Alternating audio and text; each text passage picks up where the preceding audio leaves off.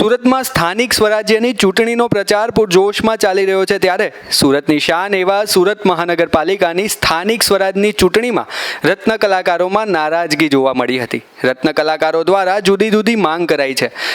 રત્ન કલાકાર સહાય યોજનામાં 26,000થી વધુ રત્ન કલાકારોના ફોર્મ ભરાયા હોવાની તો સાથે રત્ન કલાકારો પર વ્યવસાય વેરો નાબૂદ કરવાની માંગ કરાઈ હતી। છેલ્લા અનેક વખતથી રજૂઆત કરાઈ છે પરંતુ કોઈ નિરાકરણ આવતું નથી, જેથી આ વખતે જે રાજકીય પાર્ટી રત્ન કલાકારોને વ્યવસાય વેરો નાબૂદ કરવાની ખાતરી આપશે તેને જ મત આપવામાં આવશે તેમ જણાવ્યું હતું।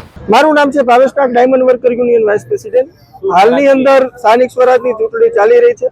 તમામ ઉમેદવારોએ પોતાના ઉમેદવારોને મેદાને ઉતાર્યા છે, ત્યારે 10 વર્ષથી અમે રત્ન કલાકારોના પ્રોફેશનલ ટેક્સ બાબતે રજૂઆત કરતા આવ્યા છીએ અને રત્ન કલાકારોના પ્રોફેશનલ ટેક્સ બાબતે સત્તાપક્ષને રજૂઆત કરી છે કે પ્રોફેશનલ ટેક્સ નાબૂદ કરો। જે 2400 રૂપિયા દર વર્ષે કપાય છે, વર્ષે મહિને 200 રૂપિયા ને વર્ષે 2400 રૂપિયા કપાય છે। સુરત મહાનગરપાલિકાને અમારા રત્ન કલાકારો 80 થી 100 કરોડ રૂપિયા પ્રોફેશનલ ટેક્સ ચૂકવે છે।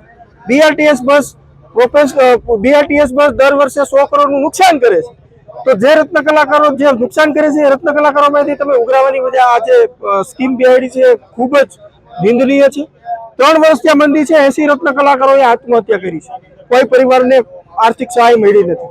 મંદી છે, સરકારે યોજના જાહેર કરી હતી, 50,000 ફોર્મ મંજૂર કર્યા, અમે સરકારનો આભાર માનીએ છીએ, સાથે 26,000 ફોર્મ રિજેક્ટ કર્યા છે, એ પરિવારનું શું?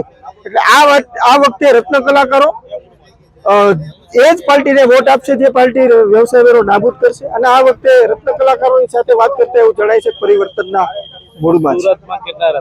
સુરતની અંદર વરાછા અને કતારગામ અને અન્ય જે વેલંજા વિસ્તાર ને મોટા વરાછા વિસ્તાર જોઈ તો 10 લાખ રત્ન કલાકારો આ સુરતની અંદર વસે છે અને આની પકડ સૌરાષ્ટ્રમાં પણ દેખાય।